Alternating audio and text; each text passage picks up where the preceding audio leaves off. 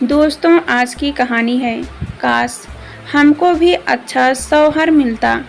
कहानी पसंद आए तो वीडियो को लाइक और सब्सक्राइब जरूर करना। दिल्ली जैसे बड़े शहर के हॉस्टल में छोटी जगह से आई नेहा को अभी कुछ ही दिन हुए थे, पर वह यह देखकर हैरान थी कि कैसे कुछ लड़कियां इस अनजान शहर में बॉयफ्रेंड बनाने में माहिर हो गई हैं। उसने तो अपने आसपास इस तरह का माहौल कम ही देखा था। रात रात भर मोबाइल पर लगे रहने और सुबह देर से उठने के कारण ऑफिस देर से पहुंचना उनकी आदत सा हो गई थी। नेहा भी नौकरी के सिलसिले में अपने गांव से दूर यहाँ दिल्ली के एक हॉस्टल में रह रही थी। वह पढ़ाई में तेज थी और घर वालों ने भी पढ़ाई में उसका साथ दिया था, जिस कारण उसे दिल्ली की एक मल्टीनेशनल कंपनी में अच्छी जॉब मिली। सुबह से तो हॉस्टल खाली ही रहता, पर जैसे जैसे दिन ढलता सभी एक एक करके वापस आने लगती और सभी पूरे दिन भर की गाथा सुनाती रहती। आज भी नेहा अपनी रूम पार्टनर पूजा के साथ छत पर बैठी चाय पी रही थी कि तभी एक लड़की फ़ोन पर बात करते करते रोने लगी। शायद अपने बॉयफ्रेंड से बात कर रही थी, जो उसके ब्रेकअप की धमकी दे रहा था। हर किसी अरे गहरे से दिल लगाओगी तो ऐसा ही होगा, हल्का सा डांटते हुए पूजा ने उसे समझाया।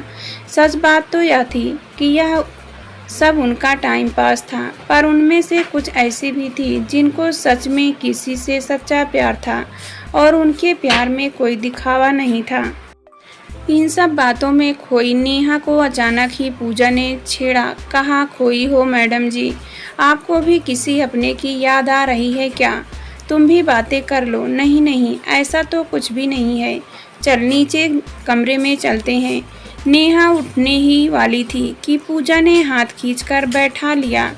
बैठो ना कुछ देर, कितना अच्छा मौसम है।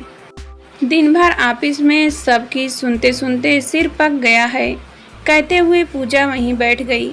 दोनों एक ही कमरा शेयर करती हैं, पर उनकी जॉब अलग अलग है, इसलिए उनके बीच बातें कम ही हो पाती हैं।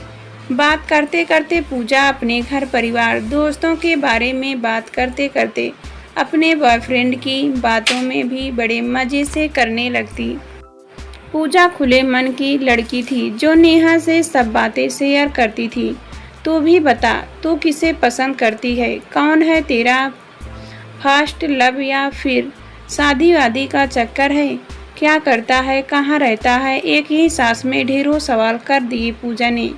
तभी पूजा के घर से कॉल आई और वह बात करने में बिजी हो गई। नेहा ना चाहते हुए भी कहीं खो सी गई, जैसे किसी ने तेज धक्का दिया हो, यह सोचने के लिए कि सच में उसका पहला सच्चा प्यार कौन था। जतिन, जिसे उसने कच्ची उम्र में एक तरफा प्यार किया था, जिसे जतिन ने कभी समझा ही नहीं, या आकाश जिसने नेहा को टूटकर चाहा, पर नेहा ने उसकी कोई कदर न की, उसके प्यार उसकी भावनाओं को जरा भी ना समझा और मुंह फेर लिया।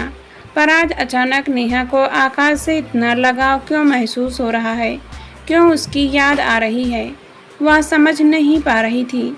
आकाश उसके पापा के दोस्त का बेटा था। उनके घरों के बीच बहुत अच्छे संबंध थे। बचपन से साथ खेलते खेलते आकाश कब नेहा को पसंद करने लगा उसे खुद नहीं पता था, जबकि वह यह भी जानता था कि नेहा जतिन को पसंद करती है और वह अच्छे मिजाज का नहीं है। फिर भी उसने नेहा से दोस्ती निभाई।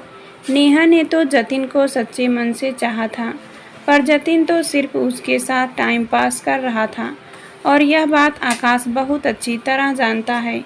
मौका पाकर एक दिन आकाश ने अपनी मोहब्बत का इजहार नेहा के सामने कर दिया। नेहा, तुम जानती हो कि मैं तुम्हें बहुत पसंद करता हूँ, बहुत चाहता हूँ। तुम क्यों मेरे प्यार को जानकर भी अनजान बनी हो? आकाश ने बड़ी उम्मीदों के साथ अपने दिल की बात नेहा के सामने रखी थी। तुम क्यों अनजान बने हो? यह जानकर कि मैं जतिन को पसंद करती हूँ। हम बस दोस्त ही रहे वही ठीक है। नेहा ने बेकदरी से उसे जवाब दिया था, पर तुम जिस जतिन के पीछे भाग रही हो वह बस तुम्हारे साथ टाइम पास कर रहा है। तुम्हारे लिए उसके मन में कोई प्यार नहीं है। इतना सुनते ही नेहा ने आकाश को खूब खरी खोटी सुना दी। खाने की बेल बजने लगी तभी पूजा उसे बुलाने आ गई, पर उसका मन तो पुरानी बातों पर अटका गया। आज नेहा का मन न तो खाने में लग रहा था और न ही अपने काम में। शायद कहीं ना कहीं उसके दिल में पछतावा था आकाश को न समझ पाने का। आज उसे आकाश की हर बात याद आने लगी। कैसे वह उसे देखता रहता था, तेज धूप में खड़ा उसका इंतजार करता रहता था। यहाँ तक कि जब नेहा उसके घर जाती तो वह गानों के जरिए उसे एहसास दिलाता कि वह उसे कितना चाहता है। और आज अनायास ही नेहा उन गानों को गुनगुनाने लगी। कई साल बीत गए, नेहा ने आकाश से कोई बात नहीं की थी, पर आज अचानक ही अपने फ़ोन पर उसका नंबर ढूंढने लगी। जतिन की असलियत भी उसके सामने आ गई थी, इसलिए नेहा ने खुद को इतना कठोर बना दिया कि प्यार नाम की चीज़ से भी उसका विश्वास टूट गया। और इसी कठोरता की वजह से उसने आकाश को कभी समझा ही नहीं और अपना सारा ध्यान सिर्फ पढ़ाई में लगा दिया। उधर आकाश भी निराश होकर दूर पढ़ने चला गया, पर आज नेहा का दिल जोर जोर से धड़क रहा था आकाश के लिए। जैसे ही मोबाइल स्क्रीन पर आकाश का नंबर आया, उसका दिल घबराने लगा। कितनी ही देर वह सोचती रही कि फ़ोन करे या ना करे, पर उसकी बेचैनी इतनी अधिक बढ़ गई कि आखिर उसने नंबर डायल कर दिया। धड़कते दिल के साथ हाथ भी कांपने लगा। अगर आकाश ने उसे डांटा या खूब खरी खोटी सुनाई या बात करने से इनकार कर दिया, तब वह क्या करेगी? ऐसे कितने ही बुरे ख्याल उसके मन में आते जाते रहे। यह सब सोचकर उसने फ़ोन काट दिया, पर कॉल तो जा चुकी थी। अब उसका दिल और घबरा रहा था। जाने क्या सोचेगा वह मेरे बारे में। यही सब सोचते सोचते उसकी आंख लग गई। दूसरी तरफ अपने फ़ोन पर नेहा की मिस्ड कॉल देखकर आकाश भी हैरान था। जो लड़की उससे नफरत करती थी, आज उसकी मिस्ड कॉल देखकर बेचैनी महसूस करने लगा। गलती से कॉल लग गई होगी, ऐसा सोचकर आकाश खुद को बहलाने लगा, पर दिल तो पुरानी यादों में खो गया। जब उसने नेहा को उसके बर्थडे पर लव बर्ड का एक शोपीस दिया था, पर नेहा ने उसे यह कहकर वापस कर दिया कि वह उसे किस हक से दे रहा है। कितना रोया था वह उसके लिए, पर शायद नेहा ने कभी उसे समझा ही नहीं।